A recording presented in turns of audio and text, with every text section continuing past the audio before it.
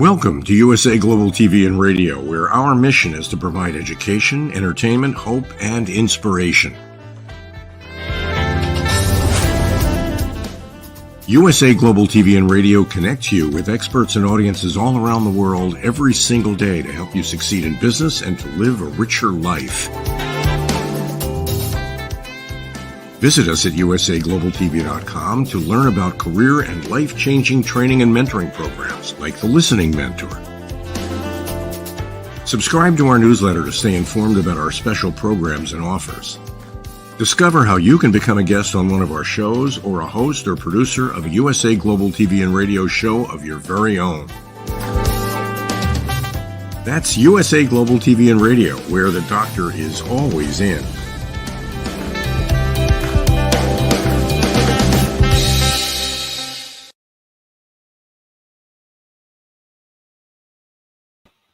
Welcome to USA Global TV and Radio. I'm your host, DIANN BOEHM, and our show is The Corner Bookstore.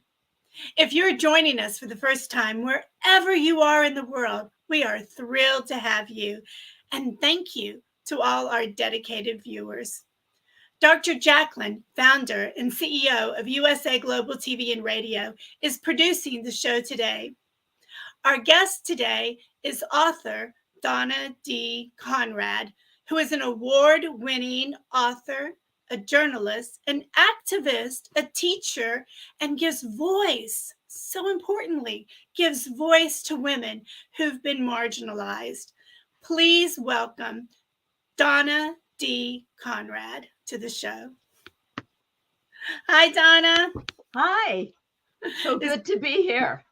Well, it's lovely to have you. And, you know, I'm so excited about everything that you do in your life. I always say life is chapters. And you not only have chapters, but you are living a variety of chapters at the same time. So go, girl.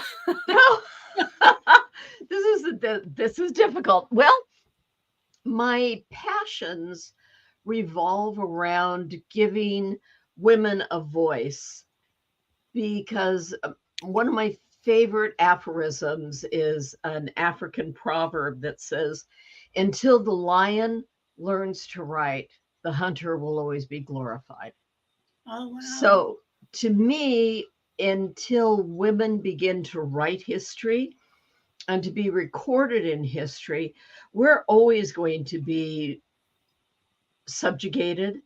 We're going to be repressed, and we're going to be basically written out of history. And yet so much of history is shaped, is molded, is directed by women. And so that has been my mission for many years. Well, thank you. And that is so important. And you're right. There have been women leaders all around the world, you know, and we really do not in school study them enough. At least that's my humble opinion. And yet they've done really great things. And we have wonderful people in our own country from various generations that have done wonderful things as well. And so I'm glad you're bringing that to light. And also, I think I do want to talk about the book you have published, but in backstage, we were talking about the book that you're working on. And since we're talking about women's voices, would you like to share a little bit about that? Certainly. I became interested in biblical history from a friend who talked about Mary Magdalene. And when you say Mary Magdalene, there are all kinds of reactions, but they're all related to her relationship to, quote, the greatest story ever told. And my take is this is a story that's been told for 2,000 years from a male-dominated perspective. And it's time we heard from the woman who inspired the legend. And this woman was powerful in her own right. She had her own property, her own destination, her own abilities, and yet they've been subjugated by the early church, which is the Catholic Church, which is subjugation of her as just being a disciple of Jesus. And I set about to demythify the people and events of that time, because no matter what they became later in the mythology or the belief system of Christianity, they were real people and they were living under the extreme oppression of Roman domination and occupation. And what was their life like? What did they have to go through? And what were their struggles? And how did they survive? Not only survive, but endure and rise above the oppression they were suffering. That's incredible. And yes, you're so right. I don't know if you've seen the Chosen, the movie The Chosen, and they really bring to light more of Mary Magdalene in the show to make her more human. Well, actually make all of them human. That's one of the things I like about it. So I would love to see the book, and if you'll tell us the title, if you're allowed to tell it yet. Oh, I am. Okay, good. I think it should already become a movie. Thank you. I have had many people say, this is a movie. This is a movie that needs to be made. And so it is a 4-book series called the Magdalene Chronicles. And it goes throughout her life, because her time in Judea only goes until she's 23, 24 years old. And that's the first book, which is called The Last Magdalene. And my premise, which is based on historical and archaeological evidence, is that, and this is the controversial part, that the goddess Ashara was still being worshipped, although clandestinely, by the women, even in Jerusalem. There's archaeological evidence that she was an integral part of the loving female deity that women would turn to in times of trouble and in difficult childbirths. When they needed a midwife, they went to a priestess, not a priest. And there was a time, though, when the Roman occupation came in, when goddess worship of Ashara was destroyed. And I say that was sometime between about 30 current era and the destruction of the temple in Judea around 60. And the title Magdalene, if you look it up in Hebrew, it says the Magdalene, not of Magdala, because the town of Magdala didn't exist in first century Judea. And Magdala means exalted or a high one. So my premise is she was a priestess of Ashara. And due to events in her life and her time, she became the last Magdalene. And that entire society of women who were midwives, healers, surrogates for the goddess Ashara were destroyed. And so she was raised to be this, and she was the last. Wow, that is incredible. And I can't even wait to get a hold of this book. Can I already pre-order it, even if it's It comes out April 9th of 2024. And as I say, there are 4 books in the series. The next is when she goes to Egypt, which is called The Lost and the Holy. Mm-hmm. And then when she goes to southern France, and it's called A Woman Unto Herself, which is where she really becomes a great teacher and healer on her own. And so they're going to be released every April, just between Easter and Passover every year. Very smart. Very, very smart. Good placement. The GoFundMe page now for the movie. Exactly. I am hoping so, because she is a dynamic, energetic, highly intelligent and highly educated woman who was, to me, not only marginalized, but maligned. Wow. And as you probably know, women in the early church were considered not particularly evil, but stained. Yes. And the whole concept of original sin did not come around until Christianity. There is no original sin in Hebraic doctrine. And at this time in Judea, the women could inherit property. They could own their own property. They could choose their husbands. They could choose to not be married. One interesting thing, and then I'll go on, is that the word that came across as virgin in Greek and Hebrew actually means a woman belonging to no man. And when Aramaic was transcribed to Greek, the Greeks couldn't comprehend something like that. So they meant, oh, she didn't have sex, so she was a virgin. But that's not true. She was just a woman who didn't belong to any man. And that puts a whole new spin on it. Wow, that's amazing.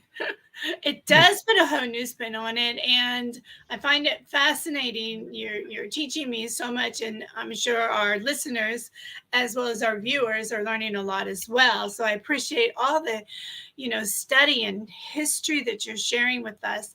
A, I never heard of the goddess that you spoke of, and B, I had no idea that women, they almost sounded equal in a way because they could own land, and land could be passed down to them. And at some point, the world flip-flopped and it became a complete man's world.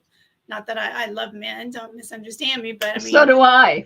I mean, for a long time, the law was all land went to the first son, even, remember? And, absolutely, primogeniture.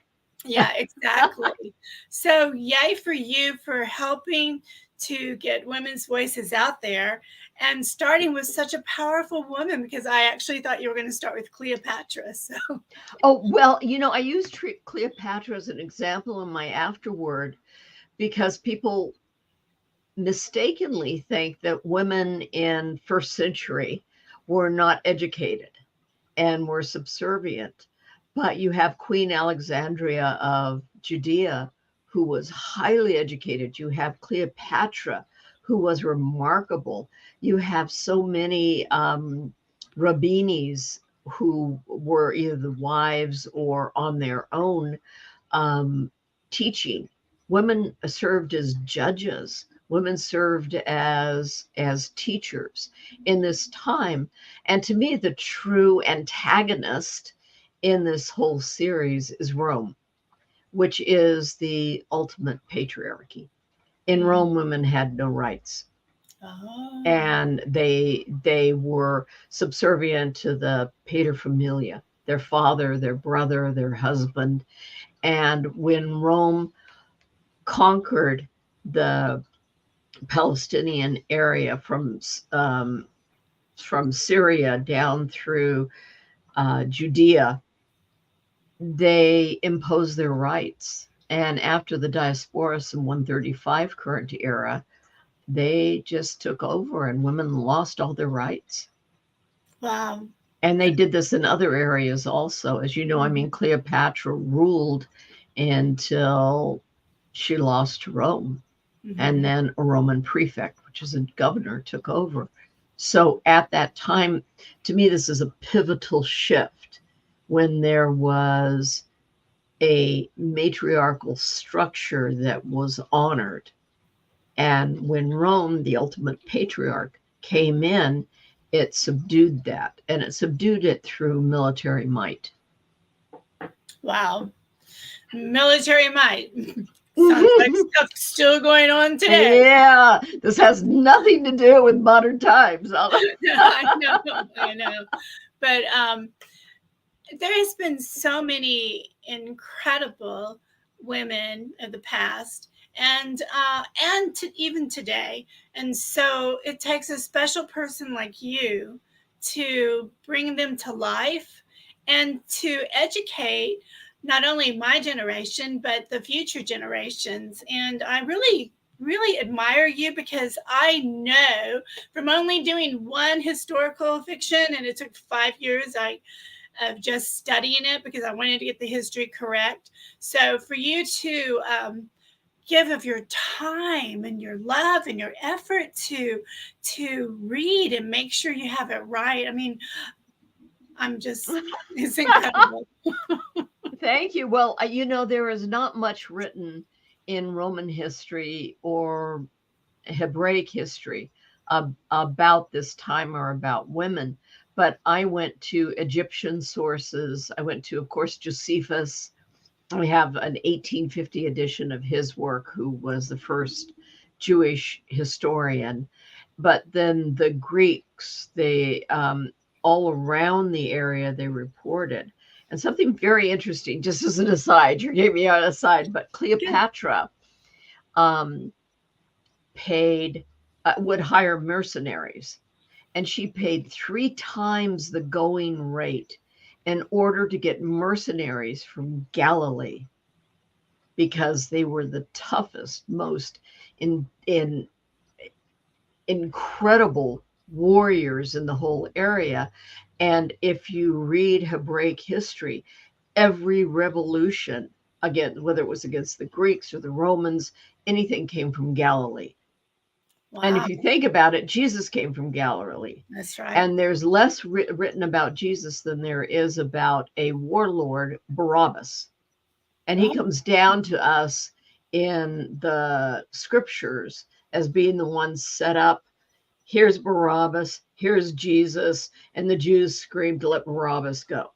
I think that is fictional to switch the blame to the Jews from the Romans. But everything started and happened from Galilee. And so it is fascinating, but we have proof that other Mediterranean basin rulers really valued the fighting strength of these men. Isn't that incredible? Mm-hmm. On another slightly different topic, in your studies, do you read Aramaic, or was it always translated for you? I don't, but I try to go to second sources, people that I really trust who did it, which is where I get how words were translated incorrectly for this. But one of these days I may read Aramaic. But from Hebrew, I work with Hebrew scholars, Shauna Locks and Jackie Paul, who are Hebrew scholars, and so they help me a lot with that. So Hebrew was somewhat spoken, but mostly used for prayer and religious text. So Aramaic was the common tongue. That's very interesting. I would say in this time in Jerusalem, they would have spoken Greek, Aramaic, Hebrew, and some would have spoken Latin, but Rome was pretty new on the scene. They only came in when the last of the Hasmoneans died. And then the 3 sons, unfortunately, appealed to Rome to say, can you help us settle this? And Rome said, yeah, we'll settle it. It's ours. It's our way, or the hard Yeah, way. exactly. The fox in the hen house. Yeah, that's right. Absolutely right. Do you have a favorite, besides Mary Magdalene, a favorite woman that you really just admire so much? I do. If you see behind me this what is it? Embroidery up here. So after I finish with the Magdalene, which will be 4 books, then I'm going to work on Ermengarde of Narbonne, who was a phenomenal woman who ruled for almost 70 years on her own without a husband in what is now southern France, but it was called Languedoc or Aquitania, and she was a contemporary of Eleanor of Aquitaine. And I admire the fact that in definitely a man's world, she said, I can do this, I will do this, and I need no man to help me. She was so advanced for her time. We're talking the 12th century. And she had Cathars, which were considered heretics to the Catholic Church. She had Muslims. She's had Hebrews, and she had women on her inner council. Wow. And she ruled a town that there was a saying, not for all the gold in Narbonne. It was the richest seaport in all of the Mediterranean. Wow. Sounds like our leaders today could learn from her. They could. And the thing was, so historically, excuse me if I get my nerd on here. No, with I history, love this. I love this. But Genoa and Venice were the two trading capitals at that time, and they were at war. They would sink each other's ships. Nobody could get them together. Ermengarde signed a treaty to trade with both of them. She created a miracle. Wow. She did. She also is the one, although it's ascribed to Eleanor of Aquitaine, but she developed the code of chivalry and courtly love. And she was that one bright light in that time that supported art and knowledge, and troubadours, raconteurs, all of this art, all kinds of artists. And she said that in order for life to be full, it must be filled with art, with beauty, and with compassion.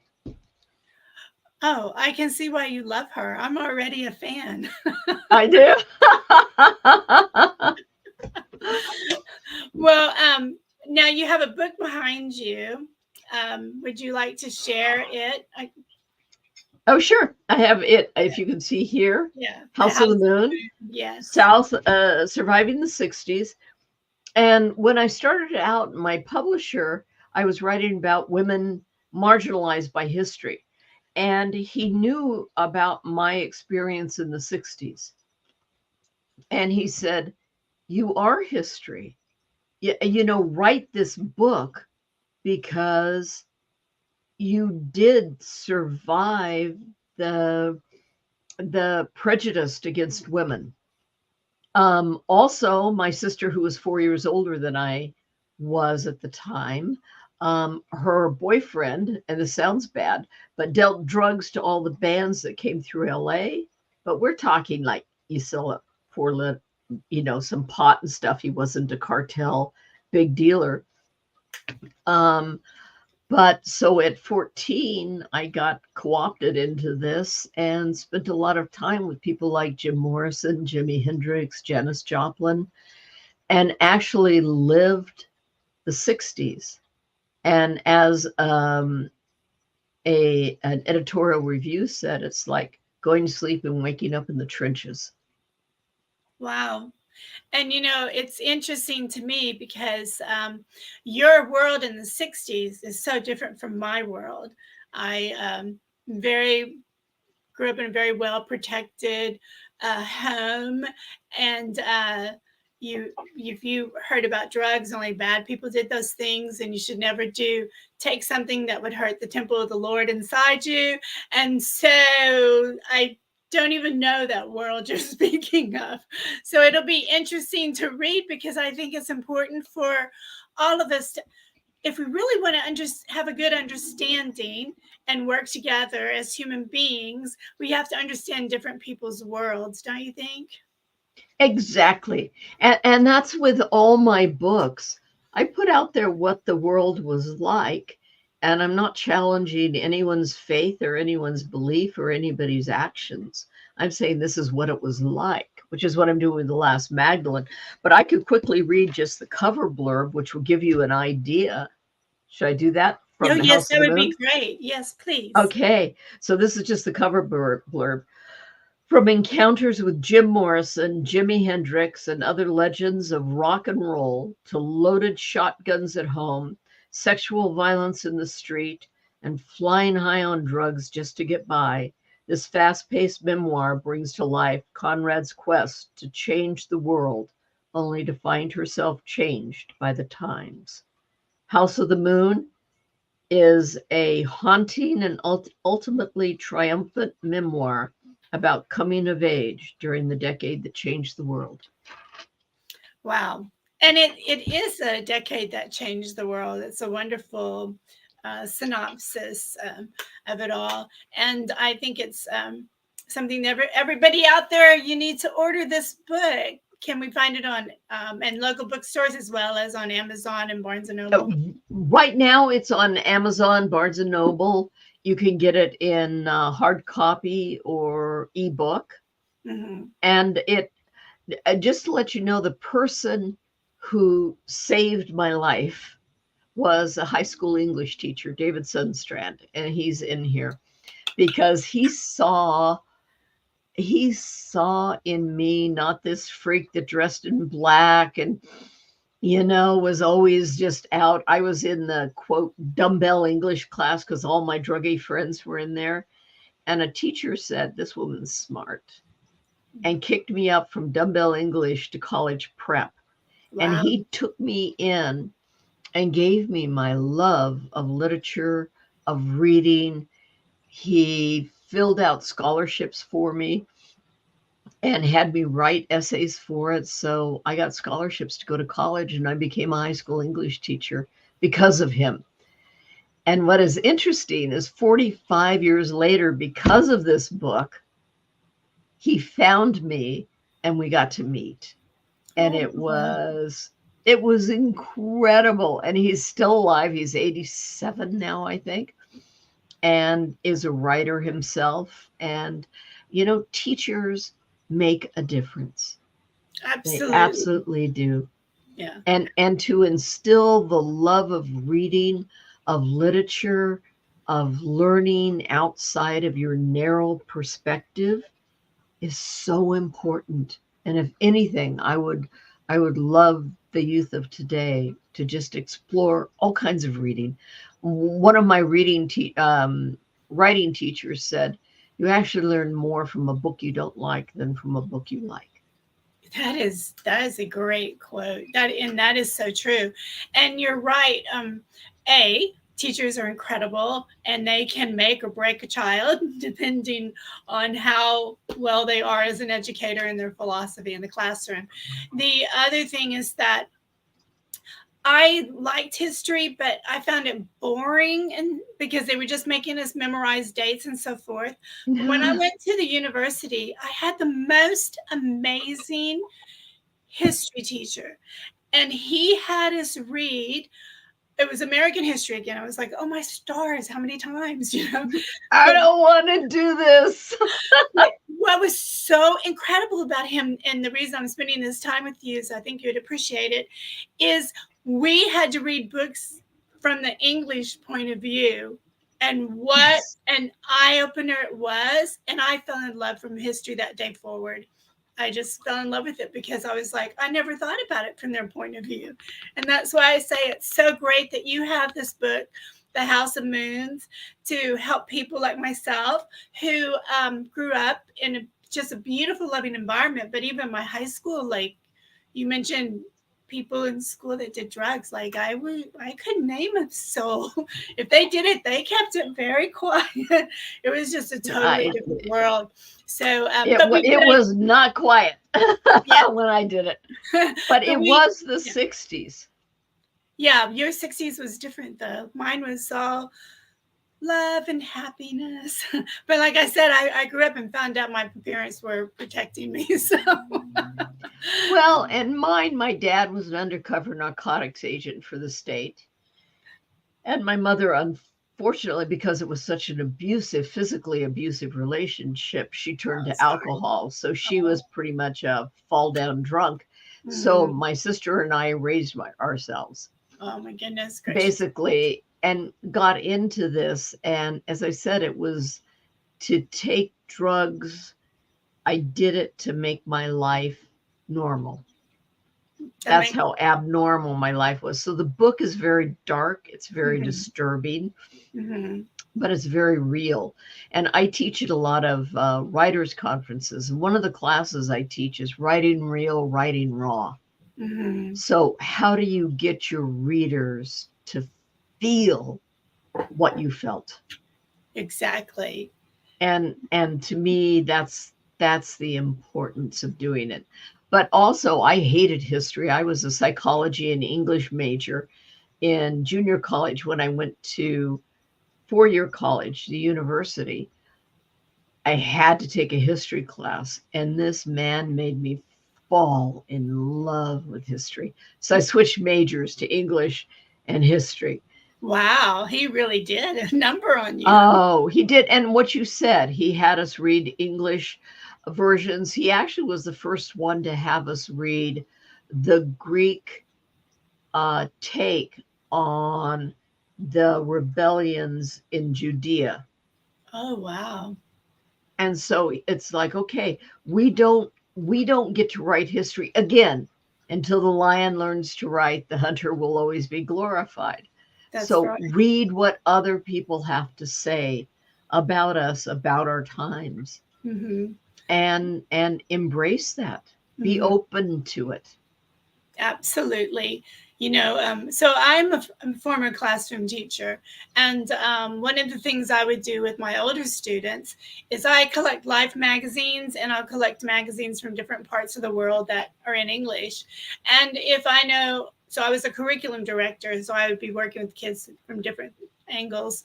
And if I knew they were studying a certain topic, I would bring in these magazines from different countries as well as in our own, so they could read what was written right then.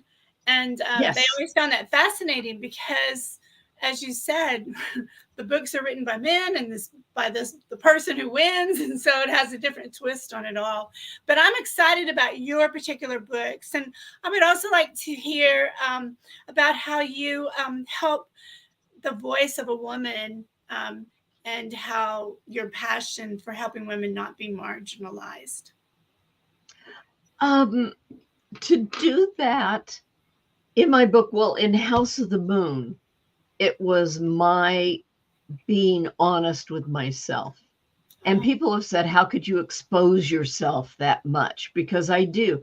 I don't make good decisions in the book. I don't come out looking great in the book. I come out looking like a very disturbed teenager. But to me, you need to be honest. And when I do research, like back into first century Judea, I use a lot of the different sources to find out what life was like, and then to use my imagination, because I think it was 2,000 years ago, but I don't think humans have changed that much in 2,000 years. No, they have not. Unfortunately. So if you are, I used a lot of occupations of countries, to modern countries to see what it was like for people. So like in Judea, their money was devalued. They were taxed beyond reason. You can read some of the Syrian governors' takes on things. The very fact that big topic now is the slavery. Well, Rome was notorious for, if anybody rebelled, they took people as slaves. And so I read a lot about how Rome treated their slaves and looked at that to see the Roman attitude in order to come up with what it would be like if you were walking down the street of Jerusalem and a Roman soldier came by. What would it be like? And so to find that, and then to find the intrinsic value, humanity, caring, loving aspect, the fertility of women, are want to embrace the injured, to help those that have less than us. And I put that into the women that I write. And then look at additional sources to see how that would be. So the priestesses of Ashara were in the last Magdalene were midwives, and they were healers. And as I said, when babes were hard to birth, it was a priestess women would call, not a priest. And so there were different rights for women than for men. And even just the way that our menstruation was treated, it wasn't always considered dirty and filthy and stained. It was considered a proof of the life-giving force. So in my book, I also refer, like, I'm sure you've heard of the red tent. Oh, yes. And the book. Yeah. Mm-hmm.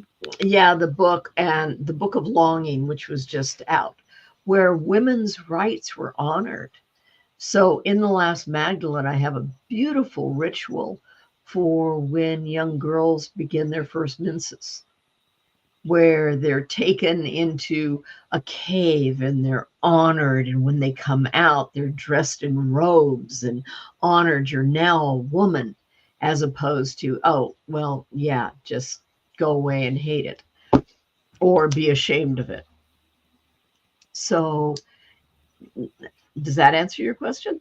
Oh, absolutely. And you hit a topic of mine, which is I'm always on a bandwagon that when I was growing up, you couldn't wait to start puberty. It was exciting.